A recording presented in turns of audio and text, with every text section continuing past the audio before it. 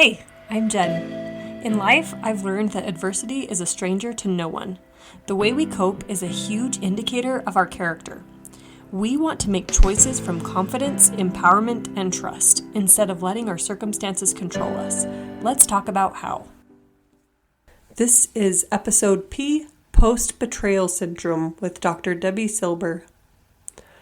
Hello again, welcome to the podcast. This is still the week where I'm recovering from a cold, and of course it's the week that I'm recording all these episodes. I wanted to record last week, but it was spring break, and so my son didn't have preschool, so there just wasn't a good time to record. Anyway, we're going to forego the Name the Emotion segment. Again, just fill my inbox, DM me all the examples you can think of, all the emotions you felt recently and why, at A is for Adversity on Instagram. We'll build up my collection and then I'll be sharing them again in a few episodes. I do have a list for the week.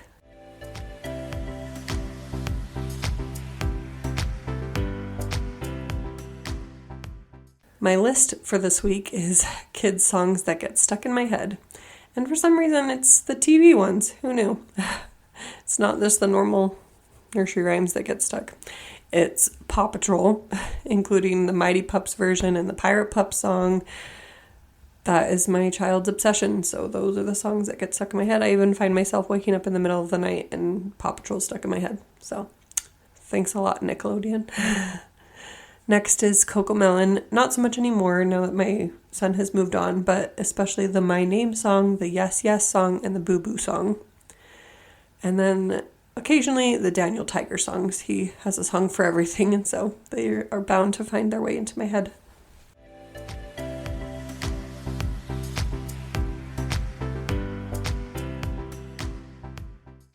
Okay, I had this interview a while back, but it's so good. I am so excited to share it with you because it's a concept I've never heard of, and it's always good to learn something new.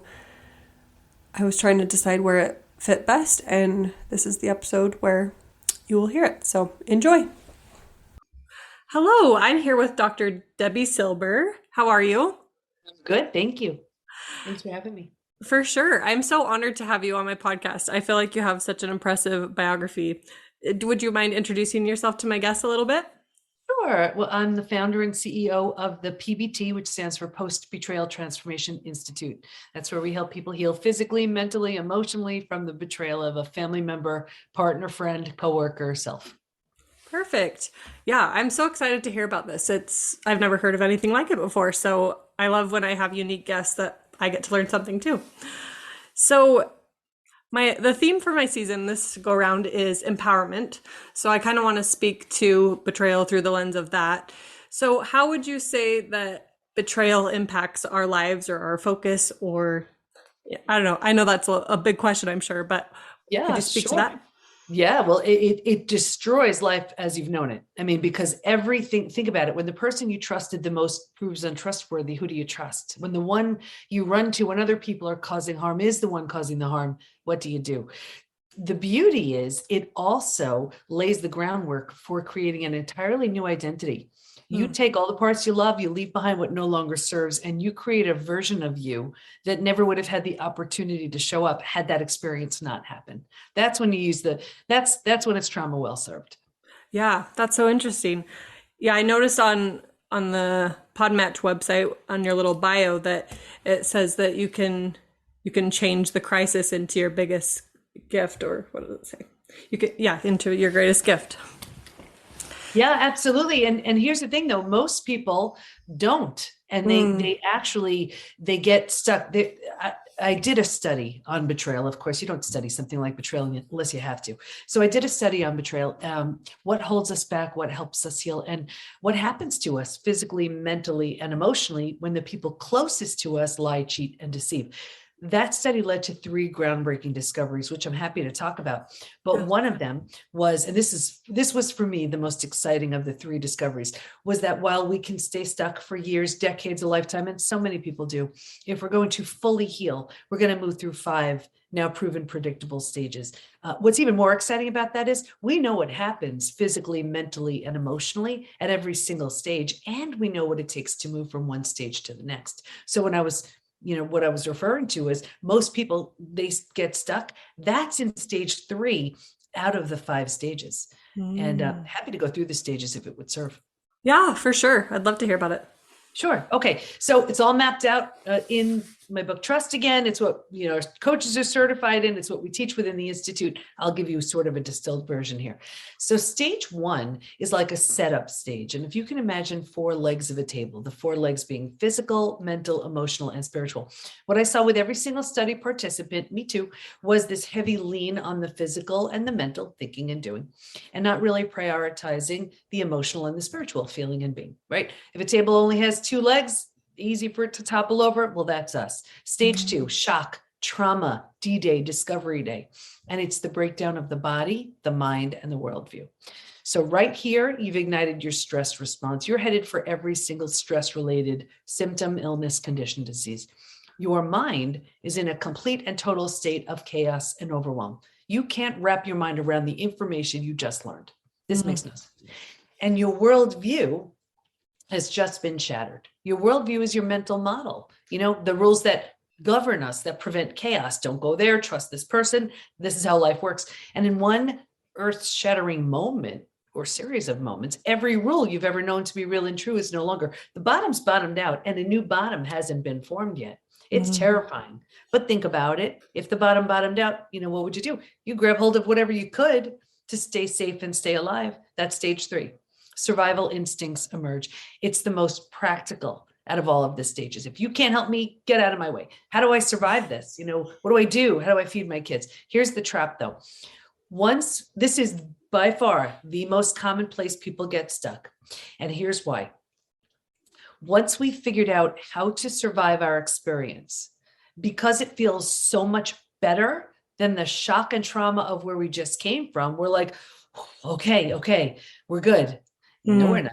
Right. And because we don't know there's anywhere else to go, we don't even know there's a stage 4 and 5. Transformation doesn't even begin until stage 4. But because we don't know there's anywhere else to go, we start planting roots here. We're not supposed to, but we don't know that. And 4 things happen.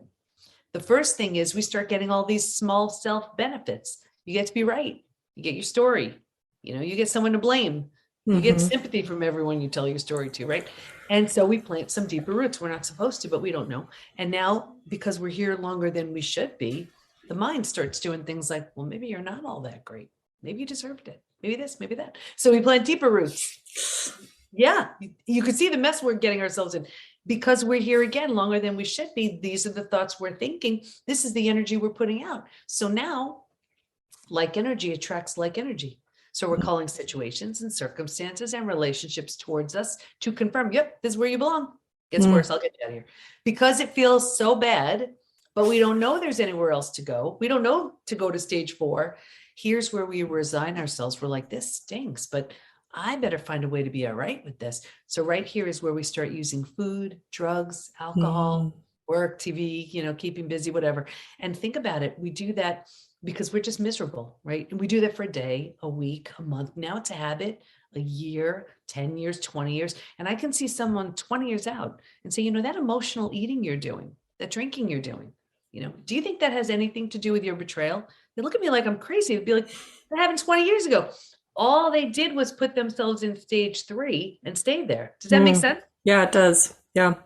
Yeah. And that's why it's the most common stage to get stuck. So much so that From Hard to Heal, this is my most recent book, is just for stage 3. I was like, I can't believe you bothered going through your trauma and now you're stopping. No. So, you need to move through all 5 stages. You want me to finish out 4 and 5? Yeah, sounds good.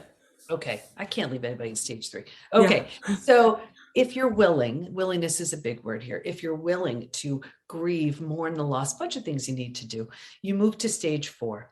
Stage 4 is finding and adjusting to a new normal. So here's where you acknowledge, I can't undo my experience, but I control what I do with it. And I always use that example of if you've ever moved to a new house, office, condo, apartment, whatever, like all your stuff isn't there. It's not quite cozy yet, but it's going to be okay. And when you feel that way, mentally, you've made a decision and you start turning down the stress response. You're not healing just yet, but at least you stop the massive damage you were causing in stage 2 and stage 3. What's also interesting about stage 4 is, let's say you were to move, you don't take everything with you. You don't take the things that don't represent who you want to be once you're in your new space, right? And what I found was, if your friends weren't there for you, right here, you don't take them with you. You've outgrown them from stage 3 to stage 4. They don't rise, they don't come. Anyway, when you're making this new mental space cozy, making it home, you move into the 5th most beautiful stage. And this is healing, rebirth, and a new worldview. The body starts to heal. Self-love, self-care, eating well, exercise, things like that. You didn't have the bandwidth for that earlier. Now you do. Your mind is healing. You're making new rules, new boundaries, based on the road you just traveled. And you have a new worldview based on your whole experience. And the 4 legs of the table, in the beginning, it was just about the physical and the mental. By this point, we're solidly grounded because we're focused on the emotional and the spiritual too. Those are the 5 stages. Wow, fascinating. And you do such a good job explaining all of them. So thank you. So, not my first time. Right, I believe it.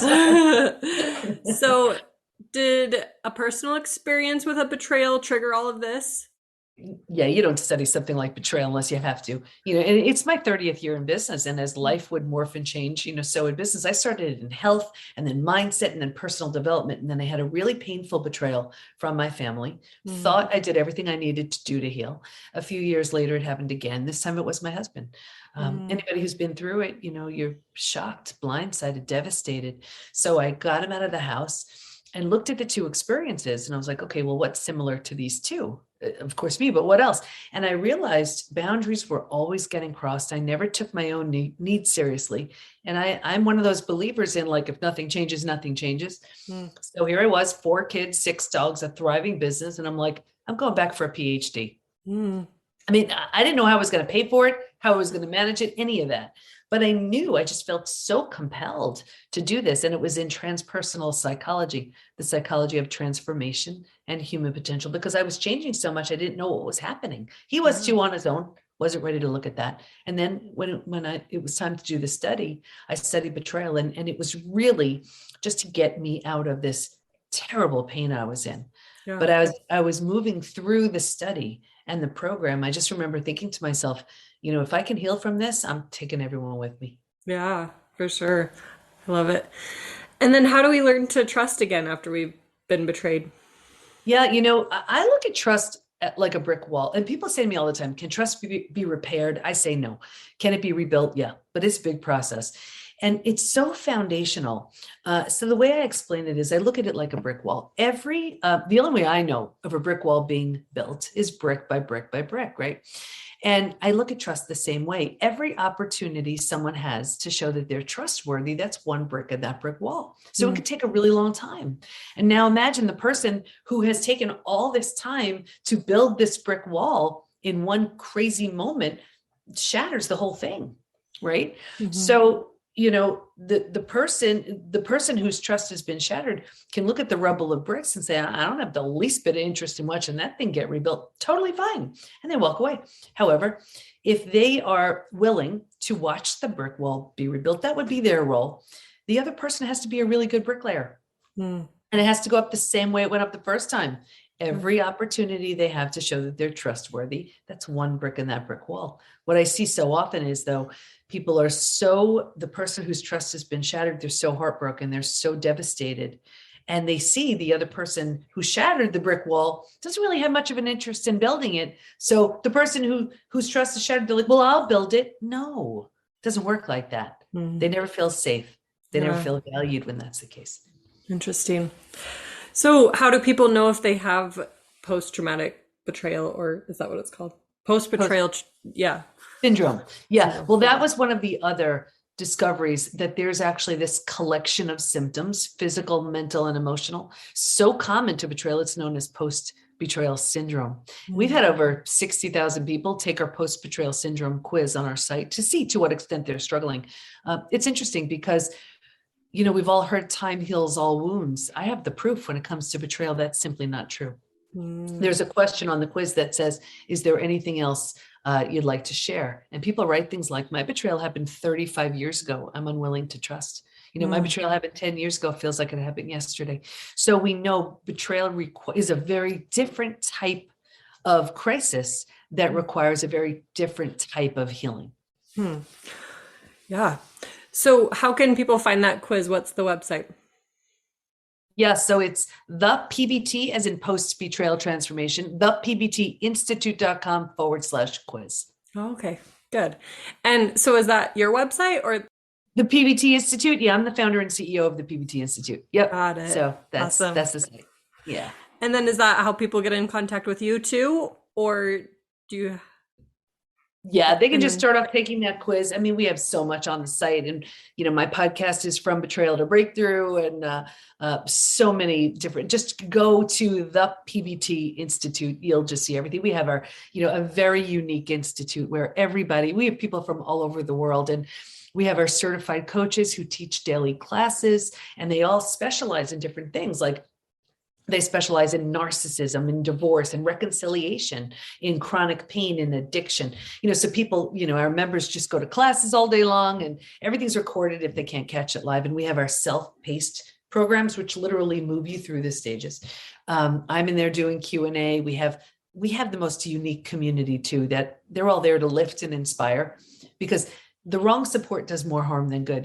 I did the study on what works, and I saw that, if like some people go, let's say, to a therapist, if that therapist isn't highly skilled in betrayal, it does more harm than good. We have people coming in with therapy trauma all the time. Or let's say they're in a support group, and here they want, to connect and have their group. But meanwhile, it's almost like when they start healing, they don't belong. So they're, so everything in the PBT Institute is very forward moving. You come in at stage 2 or stage 3, and you just move through the stages and, through stage 5 and beyond. And then you graduate. Yeah. That's incredible. Well, thank you so much for the work you're doing and for sharing your studies and findings. Thank you so much for having me. Yeah, for sure. I will let you know when this airs, and I'm excited to share it with my listeners. Thank you. Yeah. Thank you for joining me on the podcast today. You can find me on Instagram at aisforadversity or email me at jenbank16@gmail.com. I'd love to hear from you.